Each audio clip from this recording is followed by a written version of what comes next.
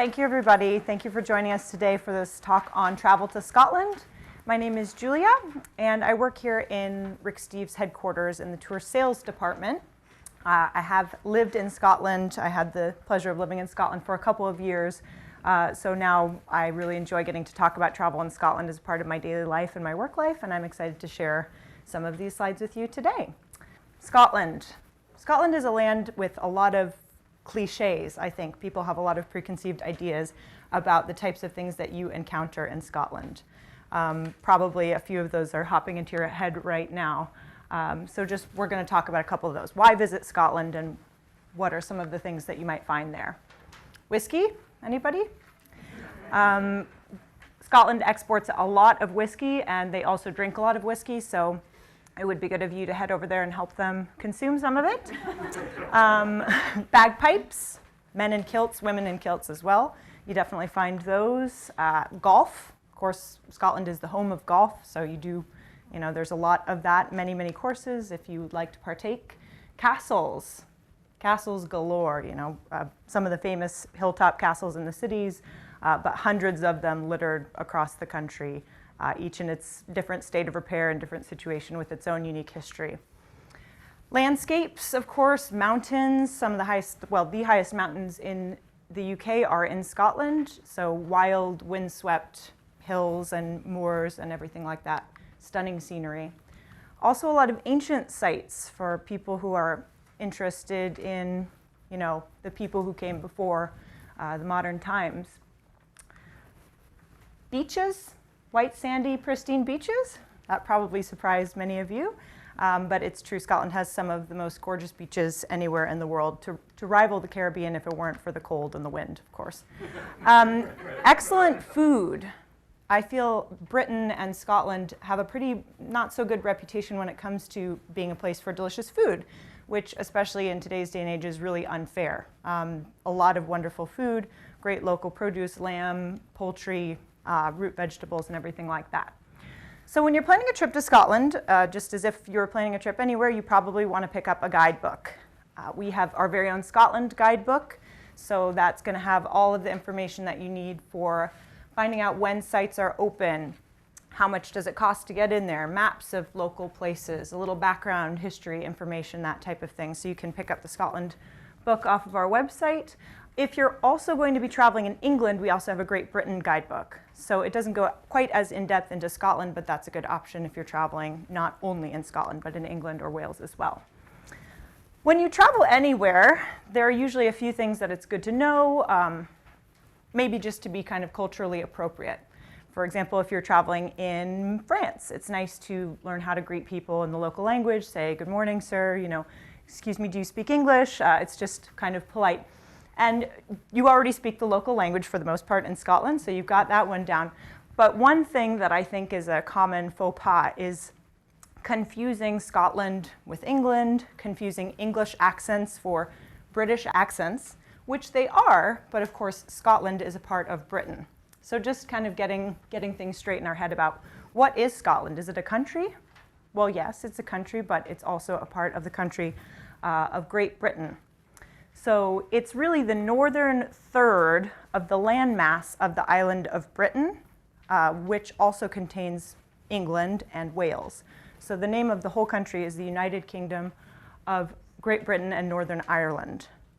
So you've got England, Wales, Scotland, and also Northern Ireland. The Republic of Ireland is on a separate island just across the water, and that is a separate country.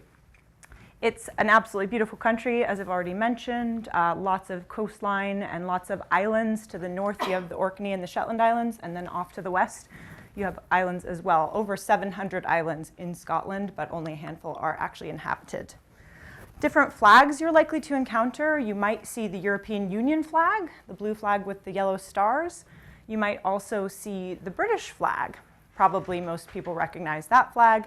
What fewer people know is that if you take away the Red Cross of St. Patrick for Ireland and then the Red Cross of St. George for England, what you're left with is the Cross of St. Andrews, which is the flag of Scotland, and it's called the Saltire.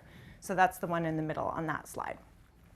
With that in mind, Scotland being a separate country but also part of this larger polity, I just want to mention that it's a really exciting time to be traveling in Scotland and in the UK in general. This blue bubble with the yes, you'll probably see some of those around, and that is yes to Scottish independence. Scotland had the referendum on whether to become an independent country in 2014. It did not pass, so Scotland is still a part of the UK, but it was very popular. It was only about a 10% margin. So people are really interested and involved in local politics. They know a lot about it. And then, of course, more recently, the UK as a whole voted to leave the European Union. Scotland voted to remain. So it's a part of the UK, so it is leaving against its will. But anyway, very interesting time. So I encourage you to chat with people about what they think about all of this. As a part of the UK, Scotland uses the pound as their currency, so they're not on the euro. So it's British pounds sterling. You have these nice heavy pound coins, and then also 2 pound coins. You also have pound notes in denominations 5, 10, 20, you know, the regular. They are color-coded. So different banks print different notes. In Scotland, there are 3 banks that print notes, but they're all color-coded. So all the 20s are going to be that purple color, all the 10s that yellowy beige, and all the 5s blue. So it makes it easier. You can use Scottish pounds other places in the United Kingdom, and you can, of course, use English pounds in Scotland as well. So you don't have to worry about keeping those separate or anything like that. That is going to work. And then, of course, 1 pound is just comprised of 100 pence. So you have your various coins as well. So you'll get the hang of it in no time. While primarily people do speak English in Scotland, Scottish English, which of course there are some differences between American English, you know, all English-speaking countries have different words and phrases that they use regularly, but actually there are a couple of other languages as well, real languages. So Old Scots is one, or Scots vernacular. Some people would say that it's actually not a separate language, but you know, an old branch of Old English, but anyone who's tried to read a poem in Scots will tell you that that's not true. It's definitely a different language.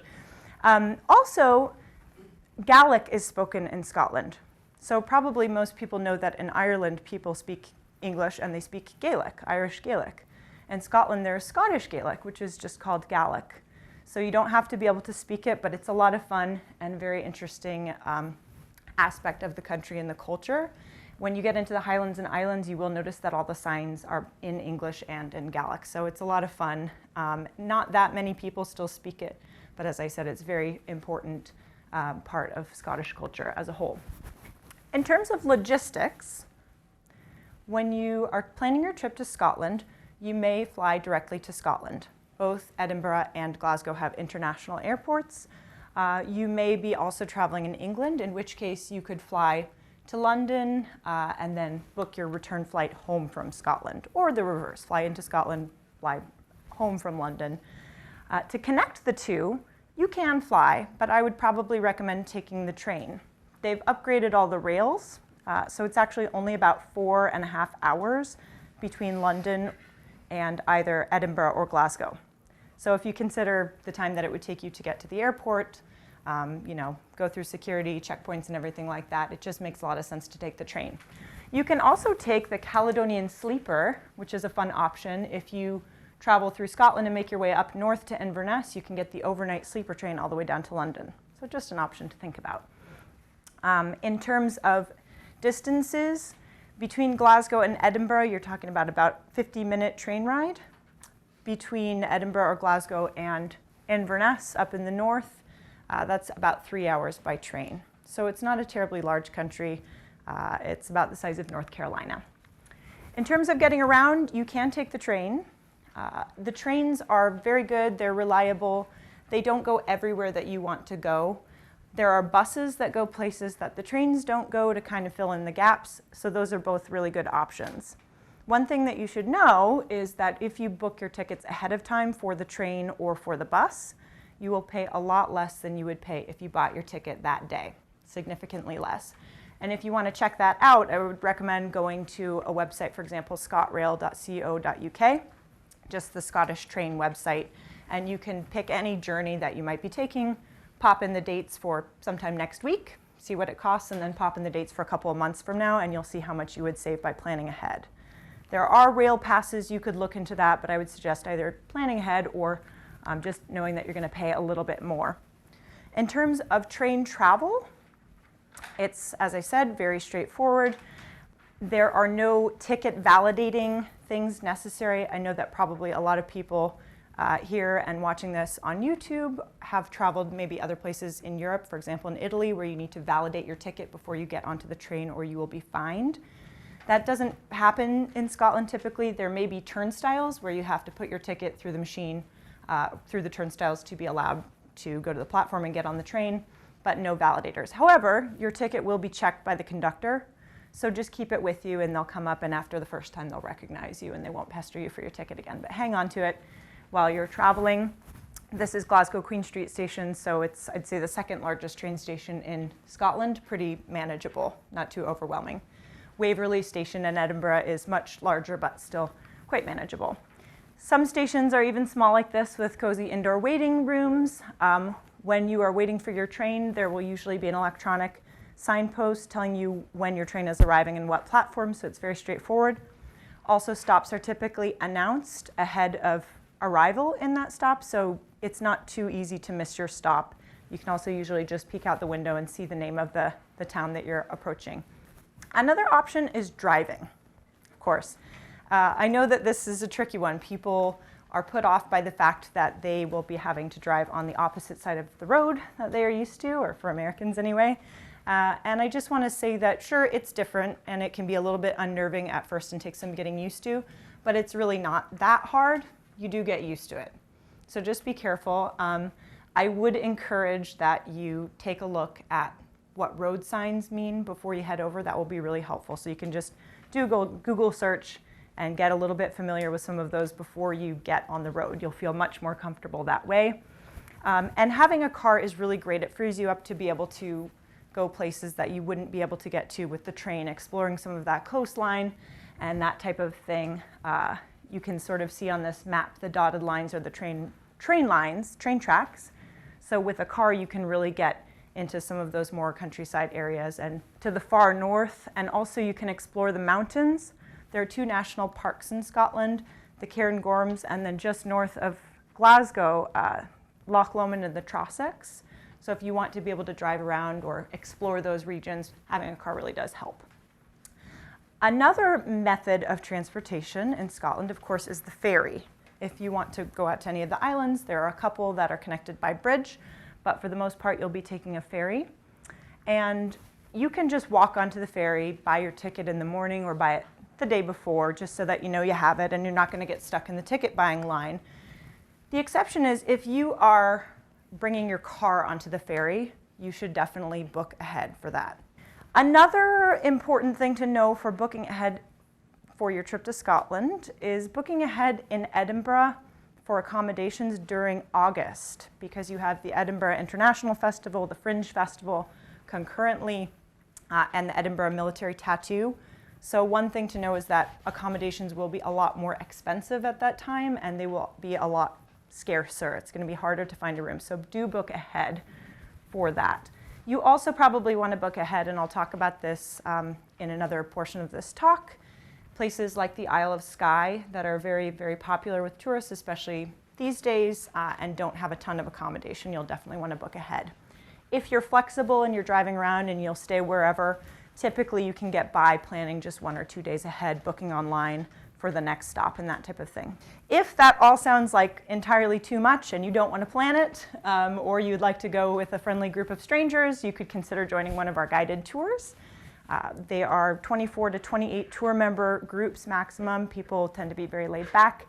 We have a nice 10-day itinerary loop around Scotland, and you can learn more about that on our website or by looking in our tour catalog, which you can order a free copy of on our website. We have a nice new one every year with all of our European itineraries. And our website is a great place to just get information for planning your trip anyway. Lots of free resources. All of the resources there are just available for you. Tips on train travel, tips on places you might want to consider going with photos, lots of audio and video content, all that type of thing is on our website. So it's a great resource.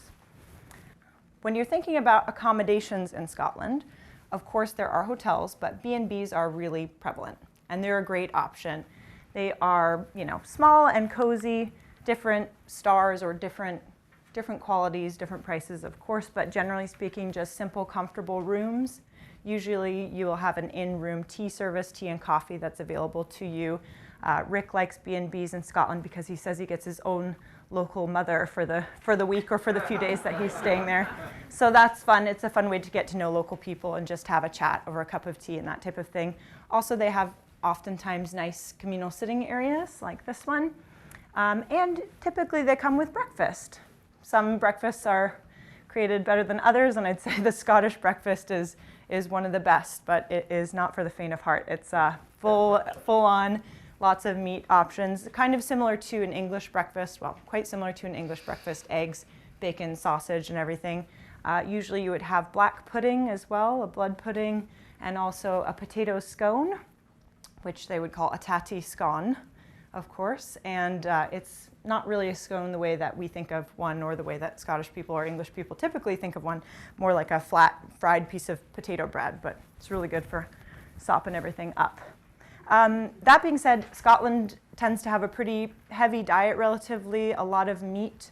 You see glorious butcher shops like this, and I just want to mention that butchers often have not just meat for sale, but you can go in and get yourself a pie just for a quick cheap bite. You know, a pork pie or sometimes a macaroni and cheese pie, sometimes different pastries, something called a bridie, for example, kind of minced meat with onions. So lots of good options for just a quick bite on the go. Another popular food option if you're in Scotland or anywhere else in the UK or Ireland is eating in the pub. So just keep in mind that pub is short for public house, so they're also great places to just go and enjoy a convivial atmosphere. And have a couple of drinks, but a good place for kind of a budget meal too. And you have different classes of pubs. You have pubs with very simple fare, kind of greasy and down to earth, and you have others that are very upscale with a more full menu, and you can have a classy meal in there as well. Lots of soups and sandwiches in Scotland. I really love the soups, great blended vegetable soups. They have a soup called Cullen Skink, which is a cream-based potato soup with smoked whitefish. It is yum, yum, yum, really good. So that's a great option too, sandwiches. And as I mentioned, great food, really underrated food, lamb and the like. Foodie food, also excellent seafood in Scotland, of course. You're never far from the sea. One thing that you should all try in a nice restaurant or in a decent restaurant while you're in Scotland is haggis. So some people are familiar with haggis, but for those of you who are not, haggis is sort of the national dish of Scotland, and it's kind of all of the extra bits of sheep diced up together, nicely spiced and seasoned with bits of oat and other things packed in there. Traditionally, it would have been inside of a sheep's stomach and then boiled and spooned out and served with potatoes and turnips, or neeps and tatties, as you'd say. So nowadays, it's not in a real sheep's stomach. It's just a synthetic bag, but it is really delicious. I'd recommend that you try it. And if you're a vegetarian, you can get a vegetarian haggis. It does exist. It's not the same, but it is pretty tasty, actually. Scottish people in general, of course, everybody is different. People are individuals, but I would say Scotland, on the whole, has a bit of a sweet tooth. Lots of really nice sweet treats like tablet. No, it's not your smartphone. It's basically a sugar and butter block of fudge. Really nice shortbread, of course, with caramel and chocolate, and you have often traditional sweetie shops. So I'd encourage you, if you do see a sweetie shop, a candy shop, go in and ask for a little sampler of different hard candies that are traditional and really delightful. Another unique sweet treat in Scotland is their national soft drink, national soda, which is called Iron Brew. And it is orange in color, but not orange in flavor. And I'll just leave it to you to taste what that tastes like. But Scotland is the only country where Coke is not the top-selling soft drink, and Iron Brew is. And it's really delightful, I'll tell you. It's also especially delightful with a curry. I don't know why, but it's just the most delicious combination. And there's plenty of that in Scotland as well, curry, Indian food, and Pakistani food. As I mentioned, sort of a heavy diet. Scotland is pretty far north, so not a lot of fruit is grown there. Of course, they import things, but one thing that they do have locally in abundance is berries.